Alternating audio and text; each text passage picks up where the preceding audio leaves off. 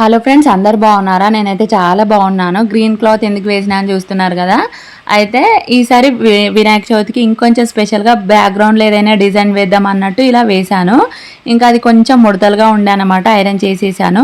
నేను ధృతిని పడుకోబెట్టినాకనే స్టార్ట్ చేసిన. కాకపోతే నేను డాట్స్ పెట్టేలోగానే ఇంకా లేచిందనమాట.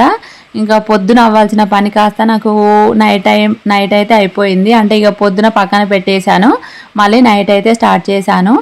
ఇంకా ఏదైనా డిజైన్ వేద్దాం అనుకున్నా ఫస్ట్. కాకపోతే ఇంకా ట్రెడిషనల్ కాబట్టి ఇలా కోలం ముగ్గులు వేస్తే బాగుంటుందని చెప్పేసి ఇలా ట్రై చేశాను. ఎలా ఉందో నాకైతే ఖచ్చితంగా కామెంట్ చేయండి కంప్లీట్గా చూసిన తర్వాత. ఇంకోటి ఏంటంటే, నేను ఫస్ట్ ఎల్లో కలర్ అనుకున్నాను. గ్రీన్ కలర్ క్లాత్ పైన ఎల్లో అయితే బాగుంటుంది అనుకున్నాను, కానీ నాకు ఎందుకో వైటే బాగుంటుంది అనిపించింది. అందుకే వైటే స్టార్ట్ చేశాను. ఇంకా మనం వాకిట్లో ముగ్గు వేసుకున్నట్టుగా 4 సైడ్ల బార్డర్స్ వేస్తే బాగుండదని చెప్పేసి ఇలా 2 సైడ్సే వేశాను. అంటే మనం బ్యాక్గ్రౌండ్లో పెట్టుకుంటాం కాబట్టి అంతా లుక్ ఉండదు అట్లా వేస్తే. అందుకోసం ఇలా చేశాను. Please like, share, subscribe.